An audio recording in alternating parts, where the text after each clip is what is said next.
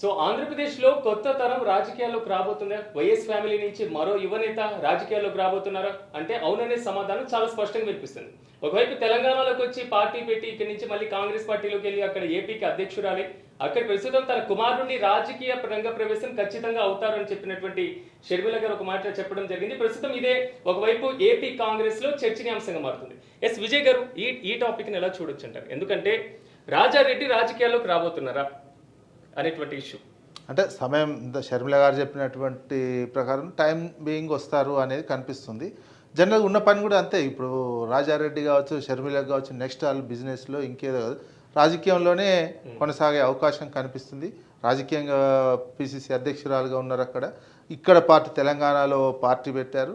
కాకపోతే ఎంతవరకు సక్సెస్ అవుతారు ఏంటంటే నెక్స్ట్ జనరేషన్ రావడం అనేది సహజ సిద్ధంగా వస్తారు. వాళ్ళకి ఆ కోరిక కూడా ఉన్నట్టు షర్మిల గారే చెప్పినటువంటి నేపథ్యంలో టైం బీయింగ్లో వాళ్ళ రాజకీయ ప్రవేశం జరిగే అవకాశం ఉంటుంది. అయితే షర్మిల గారు సక్సెస్ అయ్యే రేటు ఉంది. షర్మిల గారు రాజశేఖర రెడ్డి వారసుల్లాగానే చెప్తున్నారు తప్ప షర్మిల గారి కొడుకుగా వస్తున్నట్టయితే చెప్పలేకపోతున్నారు. ఎందుకు? షర్మిల గారు రాజకీయంగా వైఫల్యం చెందిన నేత. ఒక వైఫల్యానికి నిదర్శనమే రాజకీయాల్లో షర్మిల గారు. ఎందుకంటే తెలంగాణలో ఏం లేని తనకి ఒక రాజకీయ అవగాహన లేకుండా రాజకీయానికి సంబంధించినటువంటిది ఎట్లుంటుందో ఏందో రాజశేఖర రెడ్డి కూతురు అయినప్పటికీ అవన్నీ ఏం తెలియకుండా గుడ్డిగా ఒక అన్న మీద వ్యతిరేకతతోటి పక్క రాష్ట్రంలో వచ్చి రాజకీయ పార్టీ పెట్టి నేను సక్సెస్ అవుతా, నేను సీఎం అవుతా అని గప్పాలు కొట్టినటువంటి వ్యక్తి. ఆ వ్యక్తే ఇక్కడ పార్టీ మూసేసుకొని పోయి మళ్ళీ కాంగ్రెస్లో చేరి కాంగ్రెస్ అధ్యక్షురాలు పక్క రాష్ట్రంలో అయినటువంటిది. అంటే ఘోరమైనటువంటి వైఫల్య నేతగా సక్సెస్ఫుల్ నేత అయితే కానటువంటి అంశం. కాకపోతే అన్న మీద కక్ష తీర్చుకోవడానికి అక్కడికి పోయిన తర్వాత నేను కక్ష సాధింపు చర్యలకు పావుగా ఉపయోగపడ్డట్టు కనిపించింది తప్ప రాజకీయ నేతగా ఒక పావుగా రాజకీయ నేతగా కనిపించింది తప్ప రియల్ రాజకీయ నేతగా మాత్రం కనిపించలేదు. రియల్ రాజకీయ నేతగా మాత్రం వైఫల్యం చెందినటువంటి నేతగానే ఉన్నది. ఇక వాళ్ళ నెక్స్ట్ జనరేషన్ వచ్చినటువంటి వాళ్ళు కాంగ్రెస్ పార్టీ నుంచి ఎంట్రీ అయితే ఎటువంటి కాంగ్రెస్ పార్టీకి దేశం అంతా చాలా మైనస్లో ఉన్నటువంటి సిచ్యువేషను. ఇప్పుడు ఆంధ్రప్రదేశ్లో ఇంకా మైనస్లో ఉన్నటువంటి సిచ్యువేషన్లో ఉన్నటువంటి దాంట్లో ఒక వైఫల్యం చెందిన నేత ఒక విఫలంగా ఉన్నటువంటి కాంగ్రెస్ పార్టీ నుంచి ఎంట్రీ ఇస్తే ఆ నెక్స్ట్ జనరేషన్ కూడా వైఫల్యాలే ఎదుర్కోవాల్సినటువంటి వస్తుంది.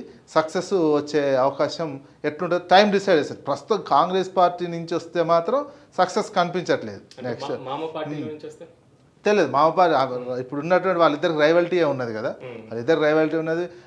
ఫ్యాక్షనిజం కంటే ఎక్కువ రైవల్టీ కనిపిస్తున్నటువంటి సిచ్యువేషన్ ఉంది. మరి మామ పార్టీ నుంచి తీసుకుంటారా వస్తారా ఏందని టైం డిసైడ్ చేస్తారు. ఒకవేళ మామ పార్టీ నుంచి వస్తే టైం డిసైడ్ చేసే అవకాశం ఉంటుంది. మళ్ళీ ఆ పార్టీలో జరగడం, ఈ కాంగ్రెస్ పార్టీకి రాజీనామా చేసి పోవటం, ఇవన్నీ తర్వాత కాలంతో పాటు తెలిసేటువంటి అంశం. అప్పటి వరకు వస్తుందని చెప్పేటప్పుడు నెక్స్ట్ జనరేషన్ వస్తారు సహసిద్ధంగా. ఈ పొలిటికల్ జనరేషన్లో వాళ్ళకు ఉన్నటువంటిది వేరేది ఏం లేదు.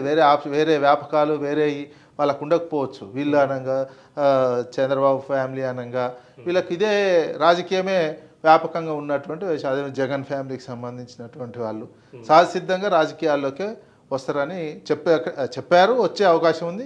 సక్సెస్ ఎట్టుంటుందో టైం డిసైడ్ చేస్తారు. ఎందుకంటే ఇప్పుడు మామ ముఖ్యమంత్రిగా చేసి వెళ్ళారు, తల్లి ఎలాగ లేకపోయినా అదే పార్టీకి సంబంధించి గతంలో కాంగ్రెస్ పార్టీలో ఉన్నారు కాబట్టి కాంగ్రెస్ పార్టీకి రాష్ట్ర అధ్యక్షురాలుగా ఉన్నారు. సో కాబట్టి నెక్స్ట్ జనరేషన్ ఇప్పుడు జగన్మోహన్ రెడ్డి ఫ్యామిలీలోంచి కుమార్తెలు ఇప్పటి వరకు రాజకీయాల్లోకి రాలి, అంటే రాజారెడ్డికి ప్లస్ అనుకోవాలి మైనస్ అనుకోవాలి ఈ సిచ్యువేషన్?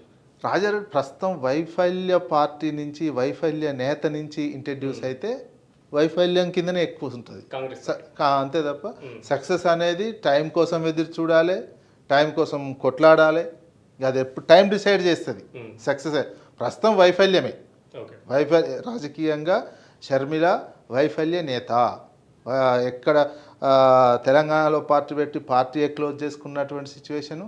ఇప్పుడు కాంగ్రెస్ పార్టీలో చేరి అధ్యక్షురాలుగా ఉన్నప్పటికీ అక్కడ కాంగ్రెస్ పార్టీ ఒక సీటు గెలవలేదు. ఇప్పుడు కనుచూపు మేరలో ప్రస్తుతానికైతే కాంగ్రెస్ పార్టీ ఆంధ్రప్రదేశ్లో రికవర్ అయ్యే సిచ్యువేషన్ అయితే కనిపించట్లేదు. అక్కడ పోటీ కూటమి వర్సెస్ జగన్మోహన్ రెడ్డిదే ఉన్నటువంటి వ్యవస్థ నడుస్తుంది పోటీ. కాంగ్రెస్ పార్టీకి ఓట్లు కూడా పెద్దగా ఎక్కడ డిపాజిట్లు కూడా రానటువంటి సిచ్యువేషన్. డిపాజిట్ రాని ఏదో పేరుకు చరిత్ర ఉంది, 120 సంవత్సరాల చరిత్ర కాంగ్రెస్ పార్టీ అని చెప్పుకునే విధంగా, రాజశేఖర రెడ్డి పేరు చెప్పుకునే విధంగా ఆ రకంగా చెప్పుకొని వచ్చే అటువంటి అవకాశమే కనిపిస్తుంది తప్ప రియల్గా సక్సెస్ అనేది అంత ఈజీ కాదు. కాంగ్రెస్ పార్టీ నుంచి లాంచ్ అయినా, షర్మిల దగ్గర నుంచి లాంచ్ అయినా, రాజారెడ్డికి లాంచ్ అయితే విఫలంగానే వైఫల్య నేతగానే ఫస్ట్గా గుర్తింపు అయితే వస్తుంది. తర్వాత టైం ఏం డిసైడ్ చేస్తుందో చూడాలి.